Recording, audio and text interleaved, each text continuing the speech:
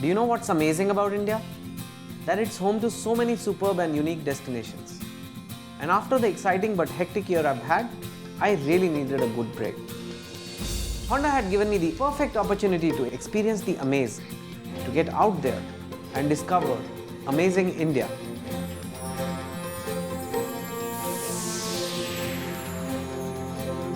A hub of spirituality and a melting pot of cultures, my destination was the countryside of Karnataka. I hope to take in its sights and spectacles in my search for relaxation.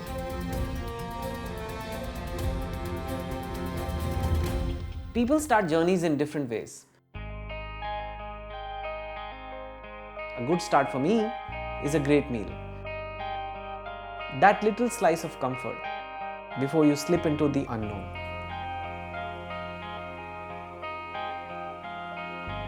As the roads became more raw and the countryside crept in, a sense of adventure unfurled.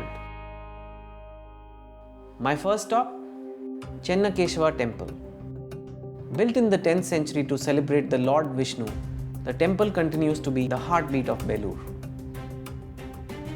Every day, people flock to celebrate their faith.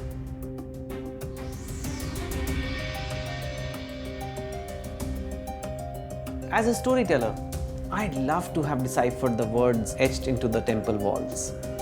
Perhaps their majesty lay as much in their mystery as their intricacy. It was truly enigmatic, like a teardrop falling through time.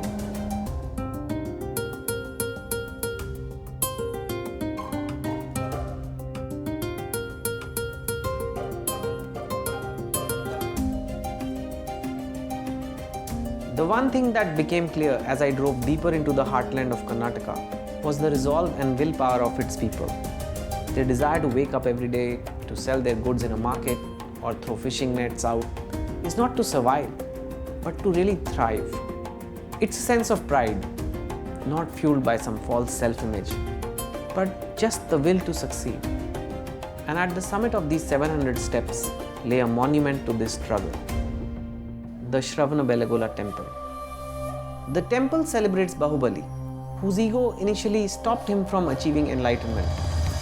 As he strove for nirvana, he still felt superior to his brothers and sisters.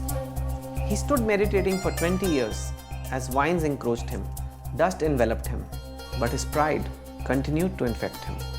His family visited him, pleading with him to come down from the elephant he stood upon. Looking down, he saw no elephant. He bowed to his brothers and sisters.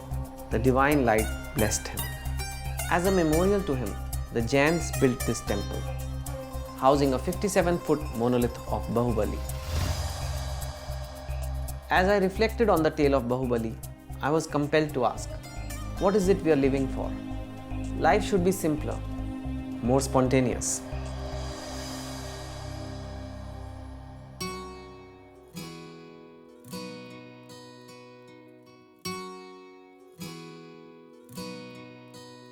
I miss being a child.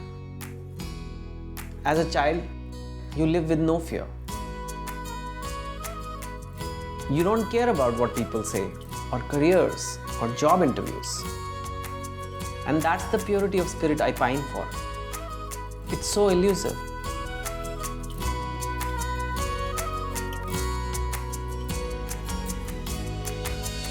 What can I say about my visit to the school? You don't feel such joy every day. It's so special.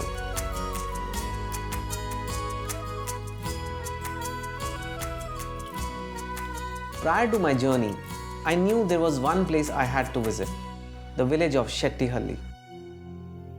It was said to be home to a mysterious drowning church that rises up from its watery home every year. How did a church drown? More so, how does it come back up again?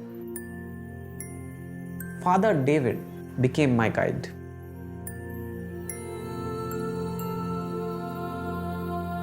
Nothing really prepared me for the drowning church. Here was a church almost 200 years old that for all nature has thrown at it still stands. There was a time this very same church was a center of all activity, a school, orphanage, even a hospital. And now, it's only its ruins that remain, and memories remain. It reminded me of a floating castle, and really does blow you away.